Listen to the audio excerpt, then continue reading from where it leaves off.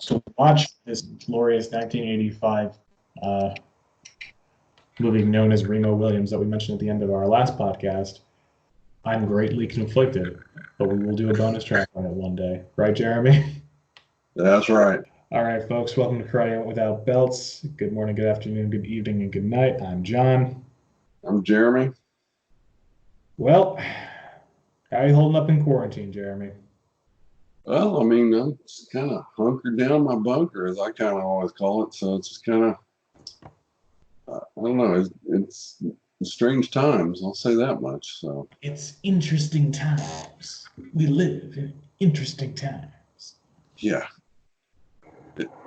It's just, I don't know, it's just very strange. It's very strange. Yeah, there's been there have been some articles that have come out recently that talk about like why this feels so surreal from a psychological perspective, and how like we're not actually meant to function in like one space for such a long period of time, and that's why it feels so surreal. Right. And I mean not to get off on a whole nother subject, but I mean, if you even if you look at the Bible. Here we go. I'm not going to get into a religious huge deal, but the bottom line is I mean, even in the Bible it states that man was not to be alone. And so, and if you think that's about why God created dogs. Yeah, whatever. No, not my stupid dog that keeps me anyway. I won't get into that, but I mean, a natural tendency is to communicate, be social, be around other people. I mean, what is like one of the biggest punishments you get in prisons, at least in America, is solitary confinement, because you're locked away from everybody else. Right. And so, and I mean, some people say that this is kind of like, being in prison in your own home. Yeah, okay, prison doesn't have Netflix and comforts, and technically you can leave your home for food and, necessities, and, if you're living in at least a halfway decent situation, your toilet isn't right next to your bed, and so people are saying it's like being in prison. Think twice about that. Yeah, I mean, you are restricted on what you can and cannot do and things like that, but it's at least you're not restricted on what you can and cannot say. Yeah, true. We won't get into that too much, but we can't not comment on this. We can't just go about and be like, well, it's just a regular day in the neighborhood. But no, it's definitely not that, that's for sure. I mean where I'm at, I mean, it's very strange. I mean, it's just like it's like driving around on a major holiday. I mean, the highways are completely wide open. I mean, this is one of the more interesting things is, I mean, they're not even doing traffic reports throughout the week anymore, because it's like it's wide open. Unless there's like a huge wreck or something. But that's actually happening now because of. Yeah, I'm kind of curious to see, after this is all done, how many wrecks can happen after the first couple of weeks, because not everybody's used to being in traffic. But the response, at least stateside, is looking better than it was before. Where I'm at, the response is negligible, to say the least. Everyone will get 2 masks. It's amazing. That's as far as I'm going to go on that topic, at least on recorded record. Yeah, no, I got you. When it comes to training, at least on my end of the world, today is 100 Kobudo Day. So, yeah, that's right. That is today. So I'm halfway there, actually. So, because I was too busy this morning, so I got half of it in the morning, half in the afternoon. My buddy James, who started this, will probably not be happy with me saying that, but at the same time, it's what I was able to do when I had time to do it. So. No, that's cool. That's cool. I don't know. Would you say on par, Kobudo katas tend to be longer than regular empty hand katas? I think it's kind of 6 and a half dozen the other. I mean, some are, some aren't. Yeah. I would definitely say probably the advanced, more of your advanced weapons katas definitely are. Yeah. Um, but like a lot of your basic ones, not so much. I mean, you Depends like, on what it is. yeah, I mean, there are some that have only got,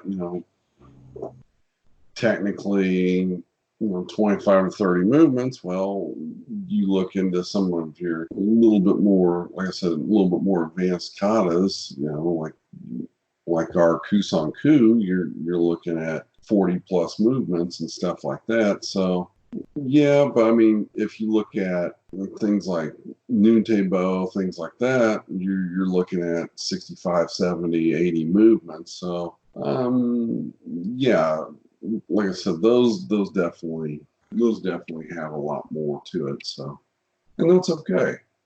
Yeah.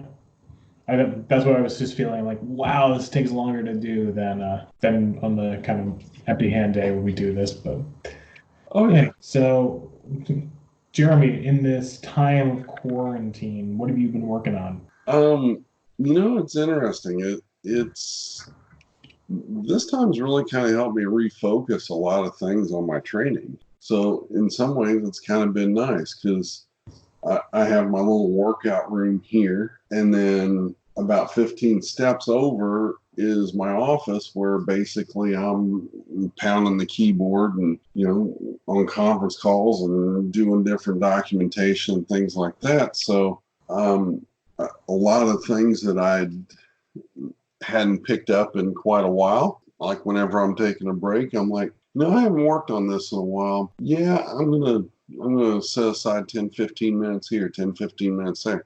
And that's kind of what I've been doing is whenever I'm getting up from my chair and taking my break, I mean, I'm getting up and coming over here and either working something empty hand or picking up a weapon, working on it for 15 minutes, then go back to my desk. And whenever I have a little bit of lull time, I'll think about, okay, what was I working on? What do I need to improve on? What do I need to look at? Is there something I'm not doing right? Okay.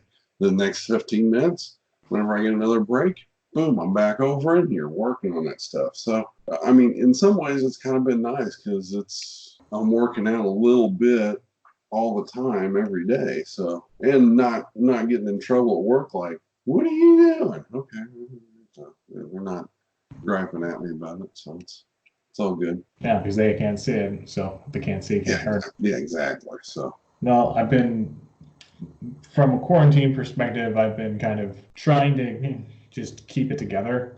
Keep it together, man. Keep it together. But just because there is no quarantine order yet here, so self quarantining has just kind of been like, but everybody else is get to go out. No, stay in. God damn it, stay in. So I'm kind of fighting myself on that. But the thing I found was kind of a distinct difficulty in motivation. I feel that possibly you don't feel something I can ebb and flow from, but I know a lot of people probably might have this issue now with a lot of places having stay-at-home orders, a lot of places, one thing we don't really think about is how many people actually go out to dojos, how many people go to the gym, how many people go to their, wherever to train. And now that's just done, at least for the pretty moment. much, pretty much. I mean, one of the things I've noticed is there's been a lot, and I mean a lot, hey, we're doing lessons online and this, that, and the other thing.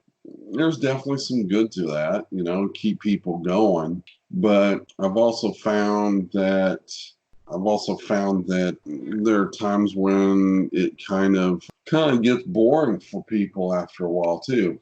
The, the issue is a lot of people who are very used to not training alone or not doing stuff solo depend on having a community to actually train. Hmm. And that's normal. like you said at the top, humans are wired for sociality. And karate is one of the martial arts where it can be social and it can be, done in isolation. We've Yeah. spoken we've spoken about this here.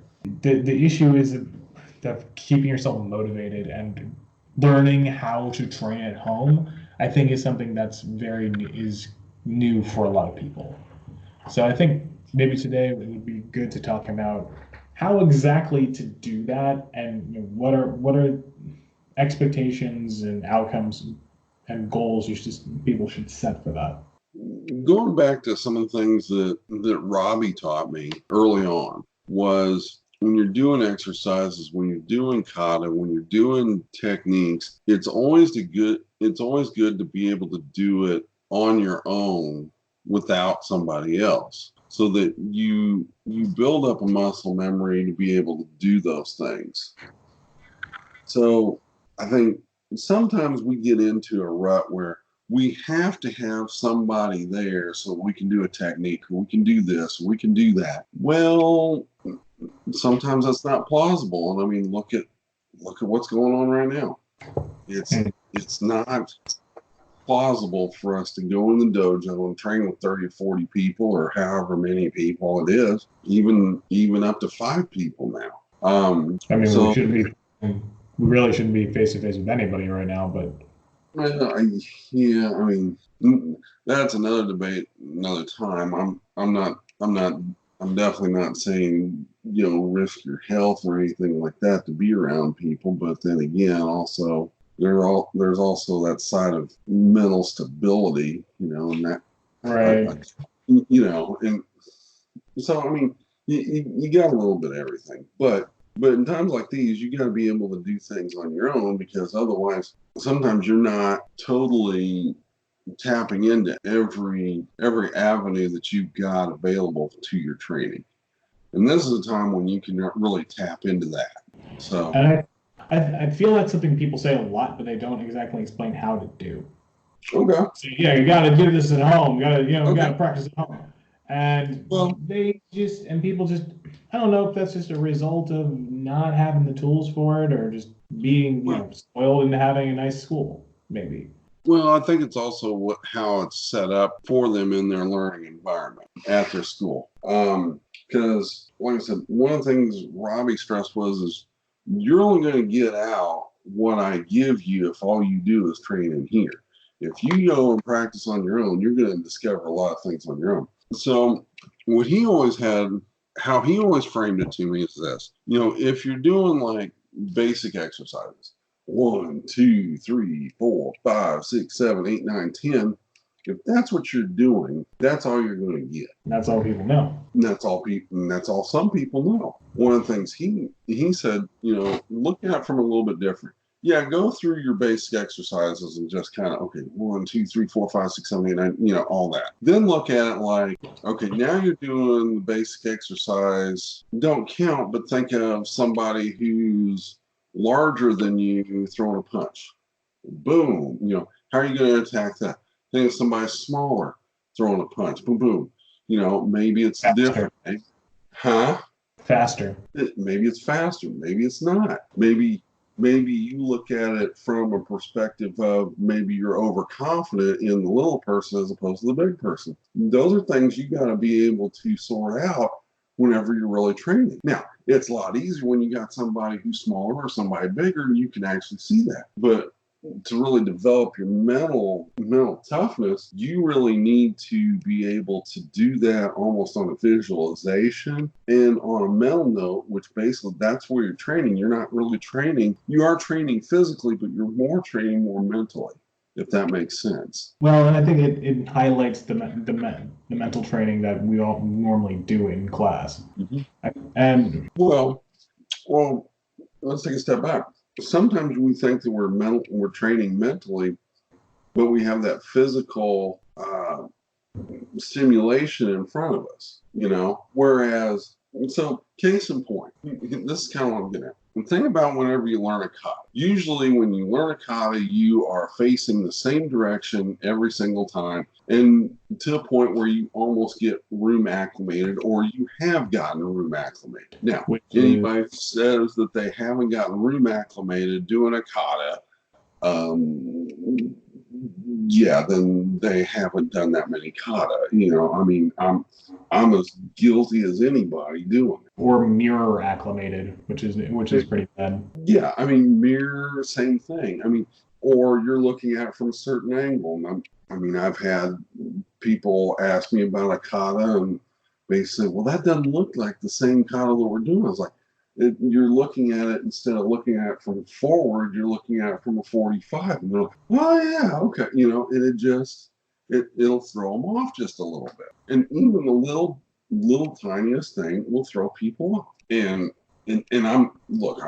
I'm definitely not perfect. I've definitely been in that club time and time again, but this is that time where you can break away from that. So start stop worrying about who's in front of you and worry about what you know, and really Right. start developing that, and really developing that towards your mental abilities and things like that. So sorry, I just kind of went on that. I didn't mean No, it's to. not good. That's no, that's very good. I mean, the room acclimation is kind of part of the situation, because if you are used to walking into a school, walking into a club, or walking into a dojo, to a gym, and kind of thinking of it from that perspective, you say hi to who's ever there, you go in the locker room, change up, get your gi on, get all that in, bow in, stretch out on the mat, say hi to who's ever there, and then start up class. That's all gone now. For all those Mhm, people who have that kind of unconscious routine set in, that's not there anymore. So mhm. you have to learn to. I feel to a degree, it's the little things that add up. And I think people need to learn to do that on their own to Oh, kind of, you have to. yeah, I mean, you can be given, direction, like, hey, this is how you do it. This is this. This is that. Um, some of the things, some of the different things that were were shown to me. Some of it was going through, very very relaxed in my technique and exercises. Then follow that up with doing everything in isometrics, which if you want a killer workout, do everything in isometrics, and hopefully you don't pass out after the first kata. I mean, that's intense. yeah. Well, I like the people who say people died from doing sanchin. Well, Wow. I don't know. Anyway, I won't go there. But I mean, it's not so much. I mean, but I mean, yeah, it's kind of that same perspective. But I mean, sometimes you got to think out of the box. And having, like I said, having that, you got to get out of your comfort zone. Because if you're in a training facility, with mats and things like that, you're used to a nice cushy floor, and everything's nice and da da da da da. Well, guess what? Outside the dojo, if you actually have to absolutely use this, you gotta think, I'm not gonna have mats. I'm not gonna be able to do that. I'm not gonna be able to slide on the mat the way that this does or that does and things like that. So I mean, that's part of taking your training to a whole nother level. So. Right. And I think to help people along in this time is that, you can develop your own kind of walking into the school without really going anywhere. Like if you can develop your own kind of way of getting into, finding the thing that gets you in, that helps you get into training. That's Mhm. all for me has always been kind of an issue, because I've always been like, yeah, I can get this kata done. Yeah, I can do this. Yeah, I can get this set of exercises done in this time. 3 o'clock goes by, 4 o'clock goes by, 5 o'clock goes by, 6 o'clock goes by. Had dinner, had lunch. Like I have something in my stomach. I can't really do the workout now. Blah blah. And so there's always the way of kind of compounding excuses into essentially doing nothing. Yep. And I think what it's behoove of somebody. It's the onus is on the practitioner to find a way of tapping into that kind of just go factor of walking in the door of somewhere without going anywhere. Well, And here, I've had this problem a lot. so, Other people probably might not think they have this problem, but probably do. and I mean, sometimes what I found is whenever I do have that kind of a problem, step back instead of, because sometimes, when you're kind of cooped up and you say, well, I got to work out. Well, that's kind of it's almost like, okay, I got to clean the bathroom. Oh, I got to do this. I got to, it's like, I've got to do this. I got to do this. Quit thinking like that. Yeah. I mean, there are going to be days where you want to work out, and that's cool. And if you're bogged down, look at it like this. Hey, what's one thing I'd like to try to figure out today? Whether it's from a weapons column, whether it's from a basic exercise, whether it's this, whether it's that. Just take that small piece and work on that and look at it as a puzzle as opposed to a workout. I'm analytically trying to figure this thing out. Why does it work this way? Why is it not working this way for me? It works this way over here, but not here. Why is it doing this? Start asking yourself questions, kind of like the proverbial 3-year-old. Why? Why? Why? Why? Just take a slice of training and just ask why. Why do we do it this way? Why is it not done this way? Can I do this? Can I do that? Am I going to see something different if I change something up? These are different things to kind of, I wouldn't say change your training, but change it up a little bit. And then that way it's like, okay, I'm working on this. Maybe you'll end up doing a workout and not even thinking that you're doing the workout, just trying to figure this one little piece out. Yeah. And then whenever you go and like, okay, I've been working on this, now I'm going to go do, this whole kata, boom. And then you're going to put just whatever you learned into it, back into the whole thing. And it's like, oh, okay, now I see this. Now let's look at it from a technique perspective. Now let's look at it from an application perspective.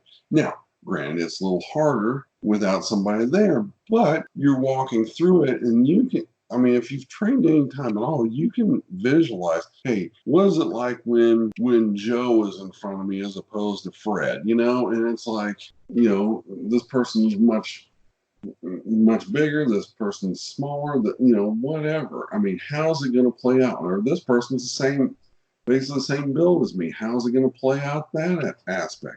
So, I mean, just kind of keep asking why. Oh yeah, and keep on looking at it from different perspectives. One thing I think is important is understanding your space. Is that I think this is something a lot of people don't do, is that they don't understand the space they live in. And some people have nice houses and they have like rooms dedicated to training. People who don't, since it's not a visual podcast, this is a vocal podcast.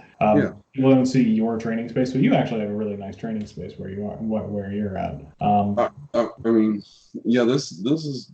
I mean, a lot of it. I took a lot of it from the dojo when I had it open, and then it's. I'm like, no, I need a small space in my house just dedicated to this, and therefore I can spend the time I need in here when I need to. And a complaint I feel people would have is that, well, I don't have the space to train. I don't have any space for that.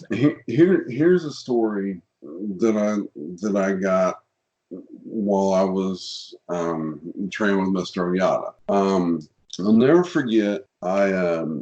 We were getting ready to head to Okinawa on the yearly trip and stuff. And after the weekly class, he says, Jerry, come on over, and I got something for you to take on the plane. Well, I didn't know what it was. It's like, God love you, Mr. Oyata. Even to this day, you crack me up. But anyway, it was, so we get over there and he pulls out this, I don't know. I mean, I don't drink a lot, but it was like this massive bottle of Jack Daniel's black whiskey to take with us. And he goes, yeah, I got one other one. I can't take two of them. This big or like? I mean, it filled almost the entire bottom of my, or the whole side of my suitcase or my carry-on bag, because it was hilarious when I went through the security checkpoint. They're like, How do man, they let you something's, take that on? huh? How do they let you take that on? They didn't have the liquid. They didn't have the liquid restriction back then. Oh They Lord. hadn't imposed that yet. So you could take alcohol on, but it had to be sealed. And I had this thing wrapped up in towels and all sorts of stuff. And I'm like, man, something's really wrapped up in there. And I'm like, yeah. And they're like, okay, we got to see what it is. I'm like, okay. They pull this thing out, and I mean, all the TSA agents, they're just busting up laughing. They're like, party on, dude. Go through it. So I take this thing on.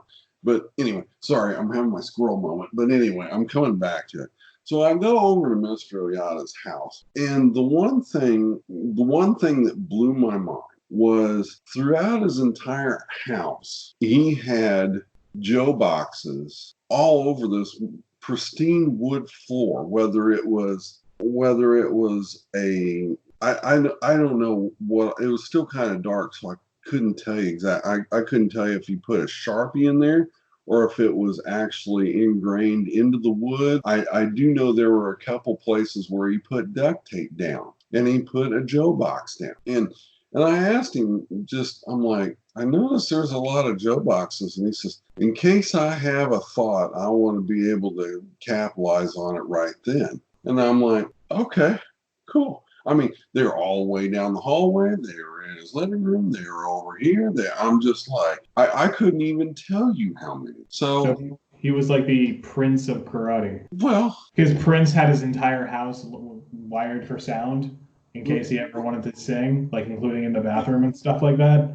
well, I So mean, well, I mean, if you think about it, I mean, the Googleplex, where Google's headquarters are, they're the same way. I mean, all their walls are whiteboards, and you're supposed to be carrying around with you a, whiteboard marker with you, and you have a thought wherever it's at. You pin it up, and whatever.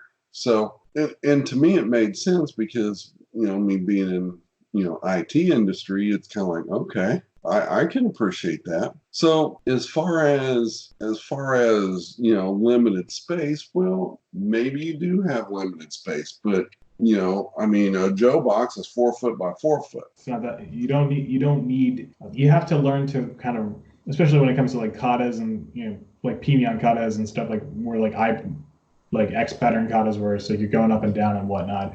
As Mm-hmm. long as you have room to like basically like look at your own wingspan as it were, and Mm-hmm. go around that wingspan, you have the room to train. Right. It's not ideal, but you can do it.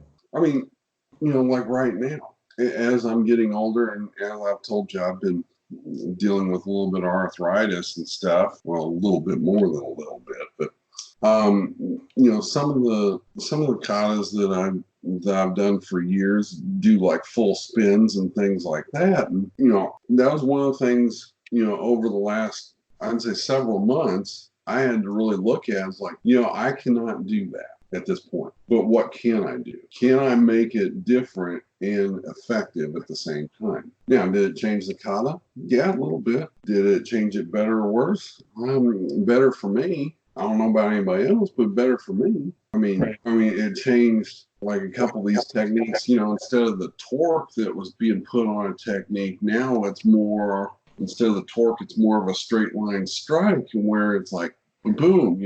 I'm like, okay, the torque is as I come back into it as opposed to coming around into it. So, these are just things. Yeah, I'm not going to get that in a dojo. I have to figure that kind of stuff out. I think this time is going to really show like uh, whether or not people are really willing to take their own training into their own hands. How many are really going to be willing to do that? I, Well, I understand that's hard. yeah, Believe me, well, I understand doing solo training has for me for years has been difficult, especially not having a lot of people around. Yeah, it, I want to give a word of encouragement to those people who are dealing with it right now. Right. I mean, in anything truly worthwhile, you got to go through stuff. You know, it's never given. I mean, to a Not on point. a silver platter, not on a plate. I think the other thing it's going to really hone in on is how committed are you to doing it? You know, and I mean, everybody gets in a rut and everybody gets stuck from time to time. There might be one or two people that don't, but almost everybody that I've ever talked to, they get in a rut, they get stuck from time to time, and that's okay. Just acknowledge it and move on. Yeah. But so the, I guess the question I'm going to throw out, and I mean this may get hate mail. Are you doing it to truly learn this? Or are you doing it for a belt? Bottom line. Hmm. I have a strong feeling the title of this podcast will innately keep that from coming. But And yeah, I mean, yeah, I mean, because what if you can't go bell test for a while? yeah, you're not going to be able to belt test. You know, if you want to get 15th done or whatever else. I don't doesn't matter, but I mean, I guess you can submit a video and video chat and all that kind of stuff, but I mean, what difference does it make? I mean, how are you really truly getting through this? I mean, these are the tough times. I mean, think about people from Okinawa, you know, way back when they created this, and they had to train on their own and they had to train in secrecy. They couldn't just go to go to Shuri Castle and train and things like that. They or Can't do whatever. that now either. Well, yeah, or any of the other castles. You could not go do that. You couldn't go to a dojo. You couldn't go to any type of training hall, things like that. You had to do it pretty much in secrecy. Well, for a If, time, yeah. When like even when that was lifted, there wasn't a lot of push for people to like. It wasn't the same, and having a teacher was a benefit, and having knowing a teacher who would teach you one or two things was pretty much all you had. yeah, And what amazes me is people's attitude towards, "Oh, I don't have enough. It's not enough. It's not good enough. This the blah blah blah." What do you mean it's not enough? If you've got one kata, it's enough. You've got enough to work on. You've got enough to pull out. right.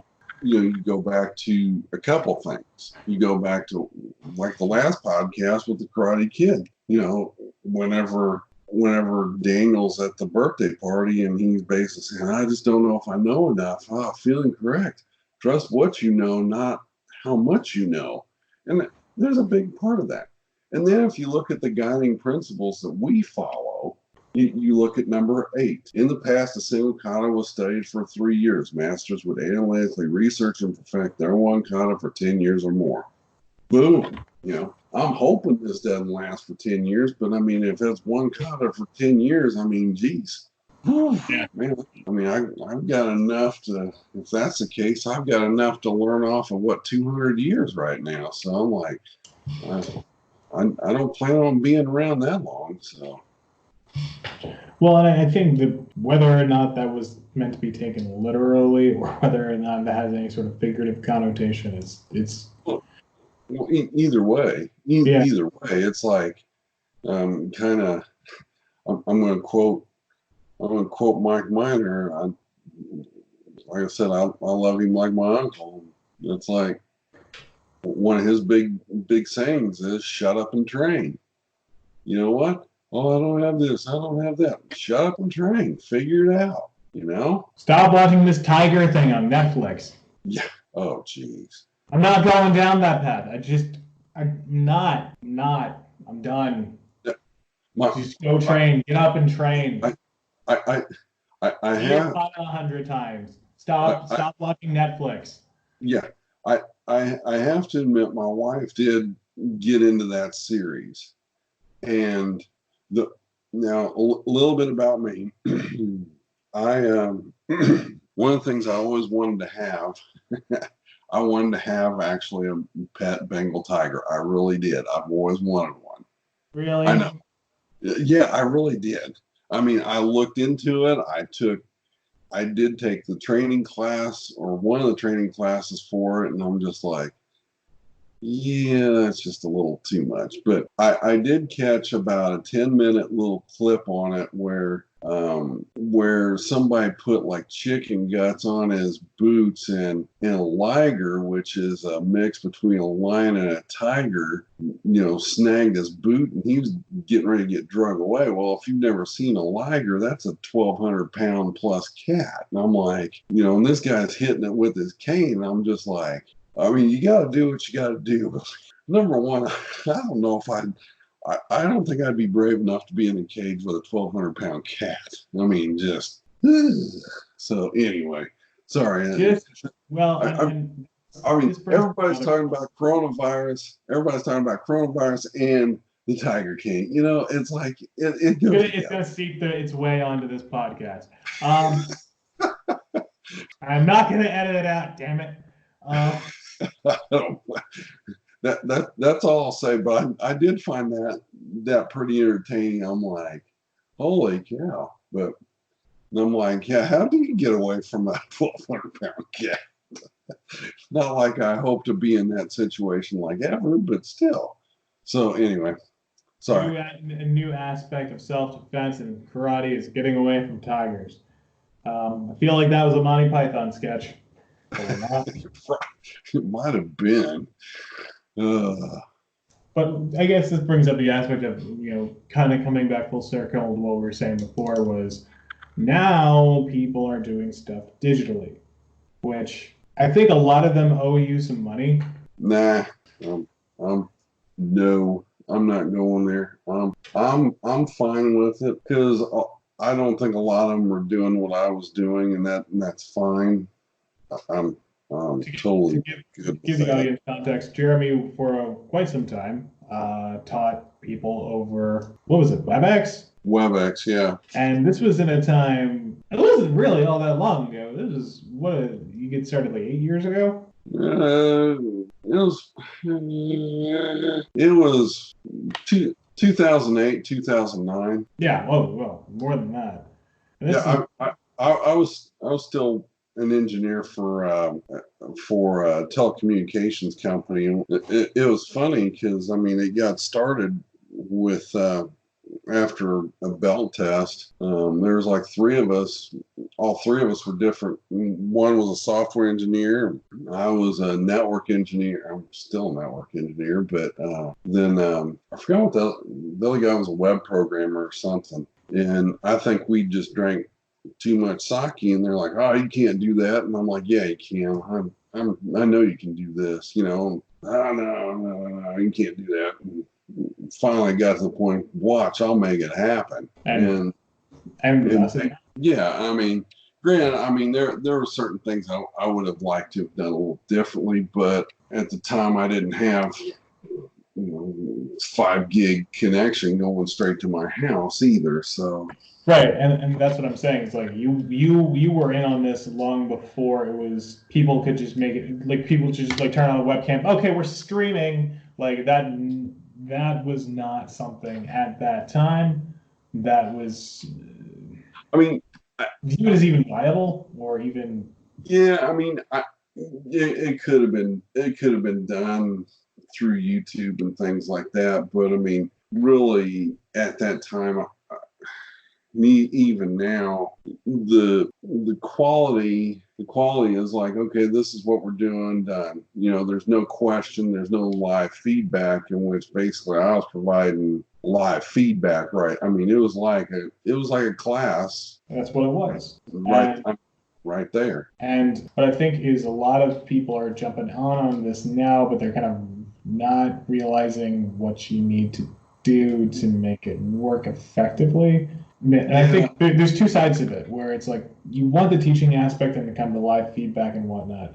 But at the same time, it does test the limits of what people are able to accomplish if they're able to absorb something from all of this stuff that is going out there now of people just creating workout videos and training supplements and stuff like that. And I think it'll be interesting to see what comes of it. Well, I think there should be probably I think there should be kind of a dual learning mechanism or dual feed for these people. I think, having the video for like YouTube or some type of streaming, okay, that's cool up to a point. But you also need to have some feedback so you're not doing something that's going to hurt you in the long run. Right.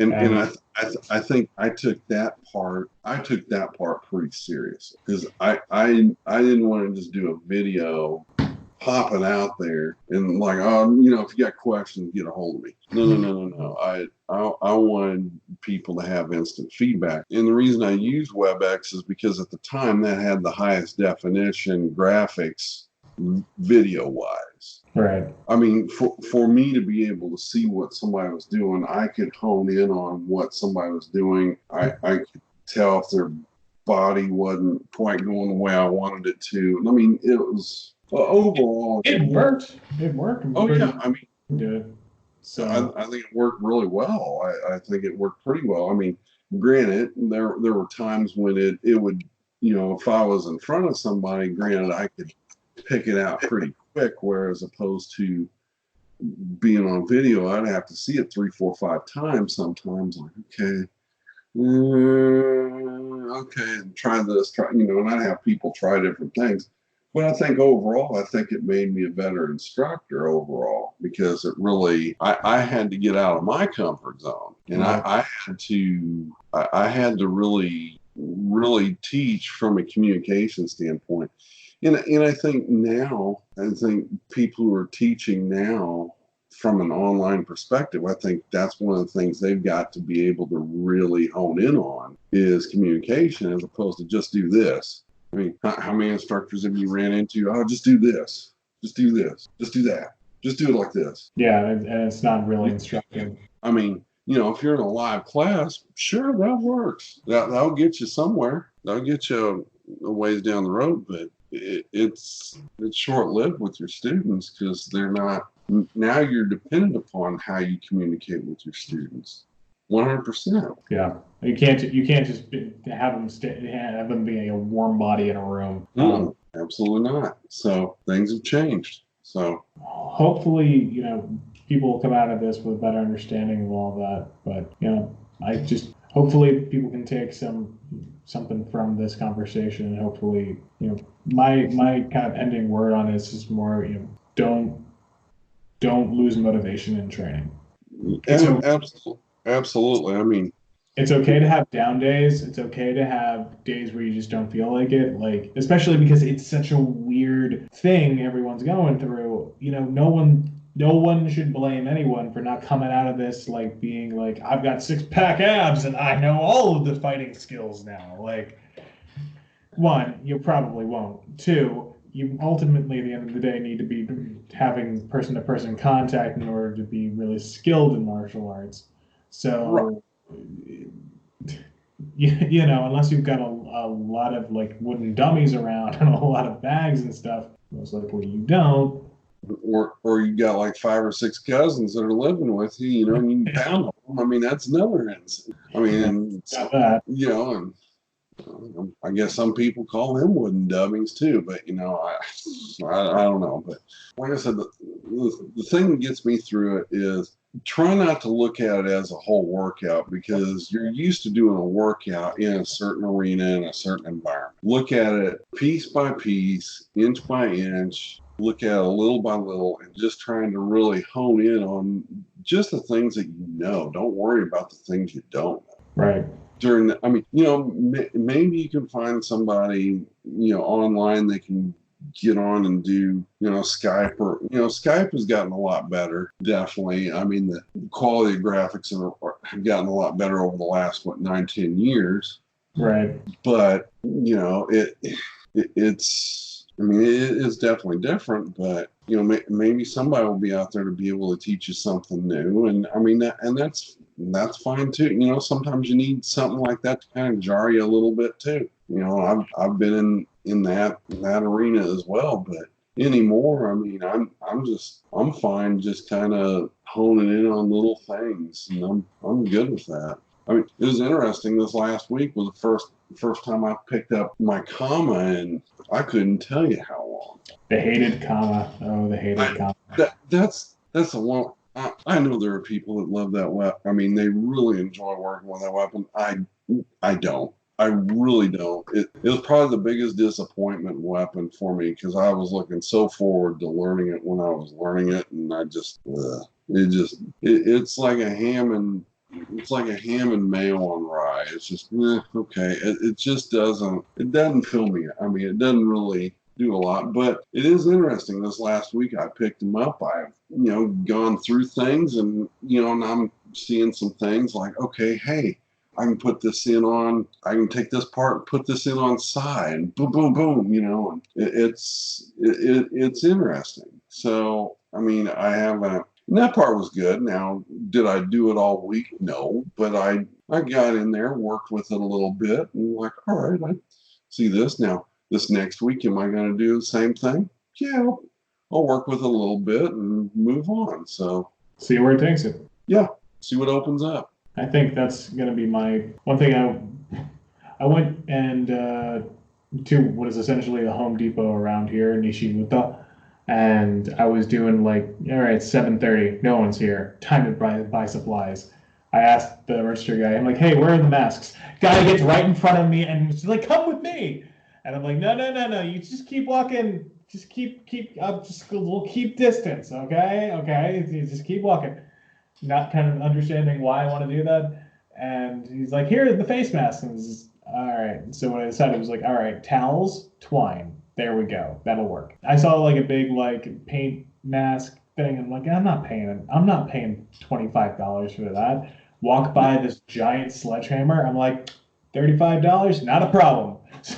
So I bought the sledgehammer and I'm like, all right, new training tool.